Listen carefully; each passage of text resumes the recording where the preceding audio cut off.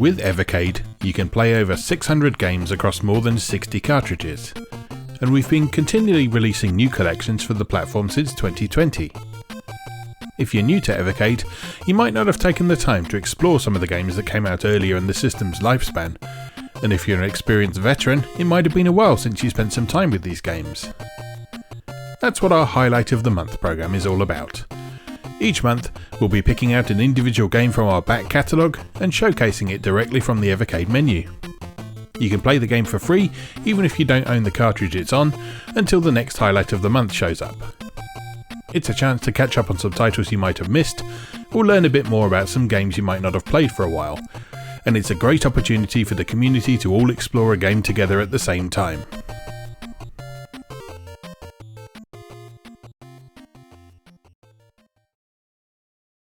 For October 2025, it's the turn of Boulder Dash from the TheC64 Collection 3, an all-time classic of the home computer age. First released for Atari 8-bit home computers in 1984, Boulder Dash was an immediate hit for creators Peter Leaper and Chris Gray, and found itself ported to a variety of other platforms, including home consoles, handhelds, and even the arcade. The series has had such enduring worldwide popularity that it's still going strong to this day, with its most recent releases being its 40th anniversary celebrations for modern platforms. The version on the TheC64 Collection 3 for Evercade is, of course, the C64 port, which is almost identical to the original Atari version, save for some slight differences in colour scheme and sound effects. In Boulder Dash, you take on the role of Rockford, a cheerful if impatient little fellow who wants nothing more than to fill his pockets with diamonds. Unfortunately, said diamonds are buried in a series of perilous caves, so Rockford must dig his way through the dirt in search of his prize. The numerical display at the top of the screen displays, from left to right, the number of diamonds Rockford must collect to open the exit, the number of points each diamond is worth, the number of diamonds Rockford has collected in this stage so far, the time limit, and finally, the score. After meeting the quota of diamonds, the first two numbers will change to a single number, indicating how many bonus points any leftover diamonds are worth prior to exiting the level. There are plenty of hazards to contend with in Boulder Dash, chief among which are the titular boulders. These are scattered around each stage and will fall if there's nothing beneath them to support their weight. They will also topple from atop precarious stacks or off the edges of walls, so you will always need to pay careful attention to your surroundings while hunting down the elusive gems.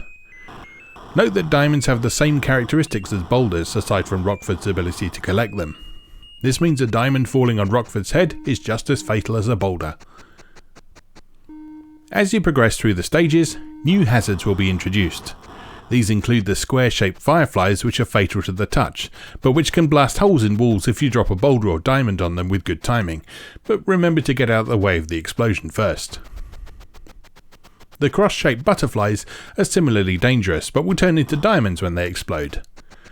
Note that fireflies prefer to turn left when possible, while butterflies prefer to turn right. Use this knowledge when planning an attack, as some stages will require you to confront rather than avoid these enemies. Careful arrangement of the tunnels you dig will allow you to manipulate their movement to your advantage, or even trap them in a particular area. Elsewhere, the green amoeba will gradually expand to fill the available space. If you can completely surround it with boulders so it has nowhere else to expand, it will turn into diamonds, but watch out, if it grows too large it will die and turn into boulders instead. You can also cause fireflies and butterflies to explode by luring them into the path of an amoeba. Finally, some magic walls will turn boulders into diamonds, but they'll also turn diamonds into boulders, so think before you drop. On each stage of Boulder Dash, your task is to acquire enough diamonds to open the exit. When you've gathered enough, you'll see a flash and hear a sound indicating the exit is open.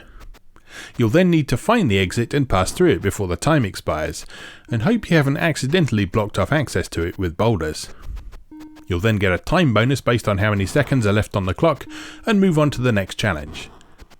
You'll get an extra Rockford for every 500 points you score, indicated by a sparkling effect in the tunnels. Don't forget to nab some extra points prior to reaching the exit by collecting leftover diamonds. These leftovers are worth more than the diamonds required to clear the stage, so they're worth grabbing if you're aiming for a top score. As well as digging by moving, Rockford also has a useful technique that is essential to success in some levels: the ability to interact with the tiles around him without moving, including digging out dirt, collecting diamonds, and pushing boulders from these spaces. To do this, hold down the B button and push a direction on the directional pad. This technique is useful in all sorts of circumstances, so don't forget about it. There are 16 caves, each given a letter name between A and P, and each cave has 5 difficulty levels. From the game's title screen, push the directional pad left and right to choose whether to start from cave A, E, I or M, and up or down to select the difficulty level. At difficulty levels 4 and 5, you can only start from cave A.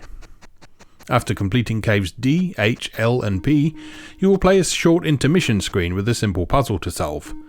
Successfully solve the puzzle and you'll earn a bonus Rockford. That is no penalty for failing. Boulder Dash is an all-time classic and has inspired numerous imitators over the years, so why not spend some time with Rockford and help him gather up some sparklies? It's one of the best home computer games of the 1980s and an oft-cited favourite from among the C64 games available on Evercade. The caves await you. To get started with the Highlight of the Month programme, just update your Evercade EXP, EXPR, VS, VSR or Alpha to the latest firmware version via the System menu, then navigate to the EXP, VS or Star logo on Evercade Alpha on the left side of the main menu and access it from there. Please note that save states made while playing the Highlight of the Month version of Boulder Dash will not carry across to the cartridge version, and vice versa.